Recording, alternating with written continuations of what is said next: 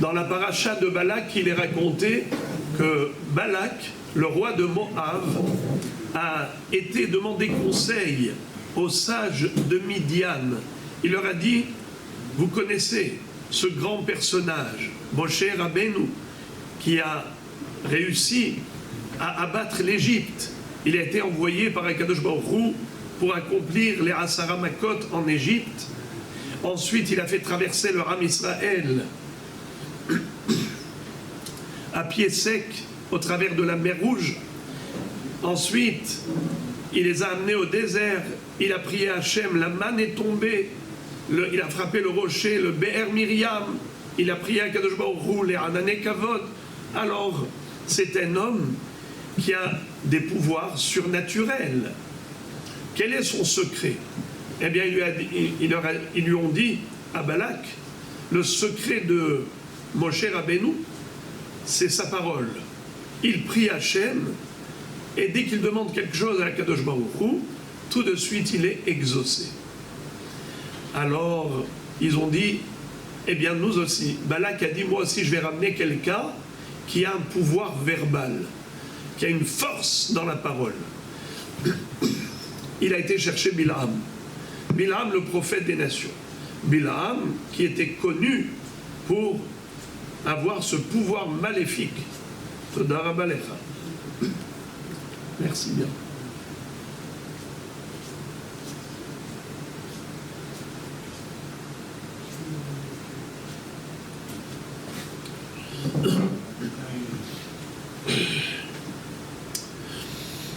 À quel moment Bil'am s'est fait sa réputation de prophète des nations, capable de maudire, parce qu'il savait viser juste. Il connaissait le moment de la colère divine, Yodea Da'at Elyon. C'est lorsqu'il avait maudit Moab au profit de Sihon Melech Ha'emori. Al-Ken Yomru Hamoshlim Bo'u Heshbon Tibane Vetikonen Ir Sihon Ki Esh Yat'a Me Heshbon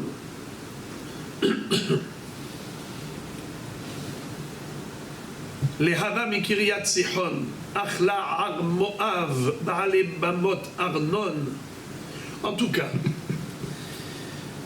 étant donné que Bil'am avait ce pouvoir de maudire, il a été sollicité par Balak pour aller maudire Israël. Parce qu'il a dit, ça ne sert à rien d'aller contre Israël avec des armes conventionnelles. Un arsenal et une artillerie classique, ça n'a pas d'effet contre le peuple juif, puisque c'est un peuple qui est divinement protégé, qui est sauvé miraculeusement. Voilà pourquoi il a été chercher Bil'am, qui avait aussi un pouvoir surnaturel. Mais lorsque Bil'am a dit à Kadosh Baruch Hu, je voudrais aller maudire Israël, parce que Balak m'a envoyé chercher, Kadosh Baruch Hu va dire à Bil'am, Lo telech imahen, lo ta'or et ta'am, ki Baruch Hu. Traduction, n'y va pas avec eux, ne maudis pas le peuple, car il est béni. Alors, pourquoi ces trois phrases? Rashi explique. Au début, il a dit, Bil'am, je vais aller avec eux pour maudire Israël. Et je vous dis, l'otelech imahem, n'y va pas avec eux. Alors Bil'am va dire, je voudrais donc les maudire à partir de là, là où je me trouve, ici. Je vous redis, l'otahor et ta'am, tu ne vas pas les maudire. Alors Bil'am du coup va dire, alors je voudrais les bénir. Tu veux pas que je les maudisse? Alors je vais leur faire une bracha. Et je vous dis, enam tzrichim le birkatecha, ki baruchu, ils n'ont pas besoin de ta bénédiction. C'est un peuple qui est déjà béni. Machal omrim la tzira, lomi duvshech, mais lomi uktzer. Comme on dit à l'abeille, on n'a besoin ni de ton miel, ni de ton dard. Alors, c'est ce que dit Rashi. On a trois questions. Premièrement, comment se fait-il que Bil'am, l'antisémite, qui jusqu'à présent voulait maudire Israël. Du coup, quand on lui dit, tu ne peux pas maudire l'Otahor et Ta'am, qu'est-ce qu'il dit? Imken avarechem, je vais leur faire une bracha. Pourquoi tu veux leur faire une bracha? Mais tu voulais les maudire, c'est que tu ne les aimes pas, et du coup tu veux les bénir. Makara. Deuxièmement, pourquoi Akadosh Baruch Hu ne l'a pas laissé bénir? Il lui a dit non, comme on dit à l'abeille, ni ton dard ni ton miel, laisse tomber. Mais pourquoi pas? Enam tzrichim li birkatecha, mais qu'il le laisse les bénir. Troisièmement, est-ce que c'est vrai, Todarapa? Est-ce que c'est vrai qu'on dit à l'abeille ni ton miel ni ton dard? Pas du tout. On achète le miel. C'est bon le miel. On ne veut pas le dard, on ne veut pas le roquette, mais on veut le dvash. Alors pourquoi Rachidi, Machal, Ombrim la Tzira, l'Omirokzer et l'Omidovcher? Ce n'est pas vrai a priori. La réponse, Toda Rabba, c'est ce qu'est la mitzvah. Hachamim nous disent pourquoi Rivka Imenu était stérile. Vaï Yitzhak ben Arba'in Shana Bekachto et Rivka, Bat Betuel, Harami, n'est-ce pas? Rivka, elle s'est mariée, Yitzhak Avinu, il avait 40 ans. Quel âge il avait quand il a eu 2 enfants jumeaux, Yaakov et Esav? Yitzhak ben Shishim Shana Beledet Otam. Yitzhak avait 60 ans. Vous savez que combien de temps il a attendu pour avoir des enfants? 20 ans. Rivka Imenu était stérile, elle a attendu 20 ans pour avoir des enfants. Comment elle a eu des enfants? Eh bien parce que Yitzhak Avinu a prié. Vaye'atar Yitzhak l'Hashem lenochach ishto, ki akarai, vaye'ater lo Hashem, vataha Rivka ishto. Akadosh Baruch Hu, il a exaucé la prière de Yitzhak. Et Rivka est tombée enceinte. Alors, Hachamim disent pourquoi Rivka Imenu était enceinte? Vous voulez savoir pourquoi?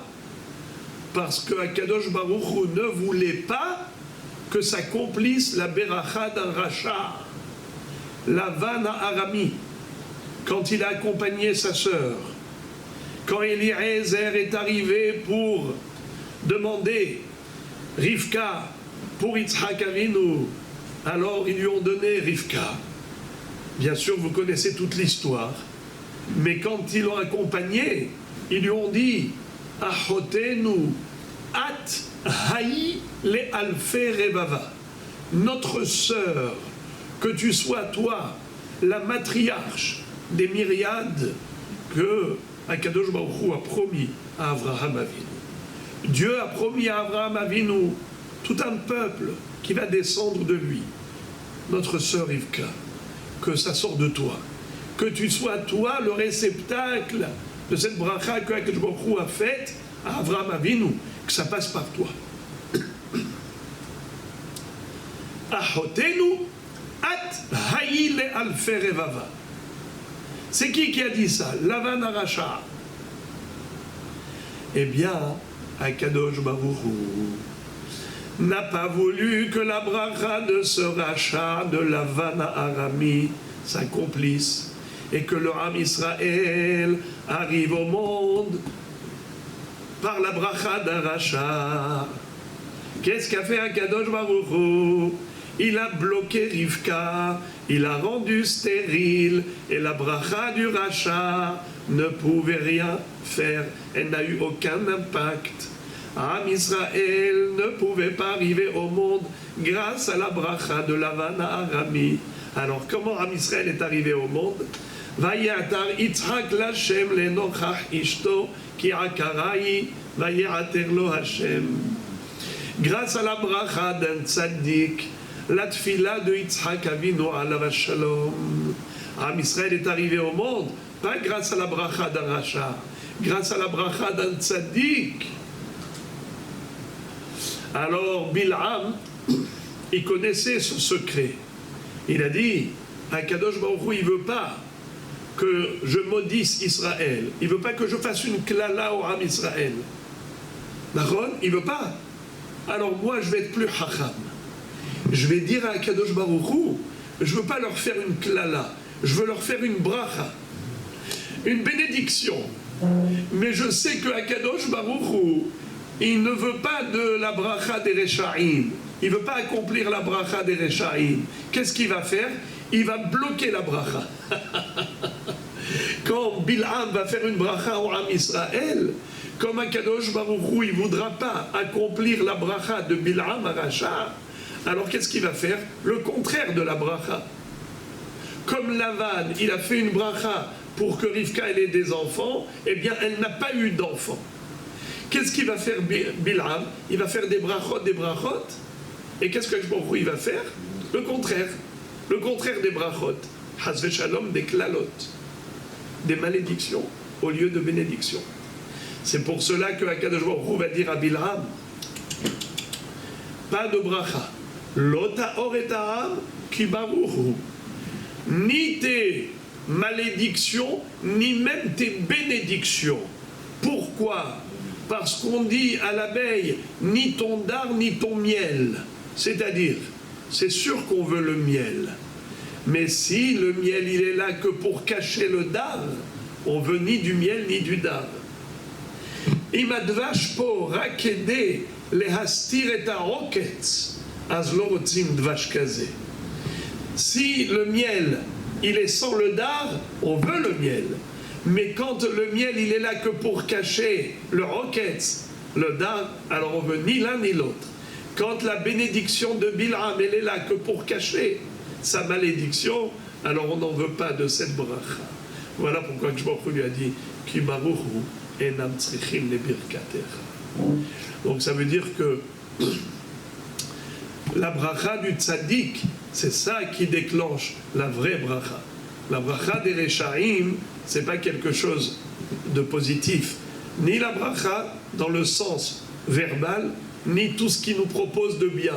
Tout ce que les Rechaïm, soi-disant, veulent nous proposer comme chose bonne, eh bien on sait que Hayotse minatame, tame, Hayotse minatahor, tahor. Je vais terminer avec ça. Si vous avez par exemple une vache, elle a donné naissance, le lait de la vache, il est cachère, oui. Imaginons par exemple une vache, elle a donné naissance à une bête qui ressemble à un hamor. Est-ce que ce hamor-là, il est cachère à la consommation ou il est assourd? Il est cachère. Si le hamor, l'ânesse, le haton, a donné naissance à une bête qui ressemble à un veau, ça ressemble à un veau avec les sabots fendus, est-ce que c'est cachère? Non. Ayotse minatame, tame, ayotse minatahor, tahor. Ce qui sort de l'impur est impur, ce qui sort du pur est pur. Donc toujours rechercher que ce qui sort des tzadikim, des kedoshim, des tehorim, et c'est comme ça que Be'ezrat Hashem, on aura toujours la bracha d'Akadosh Baruch Hu.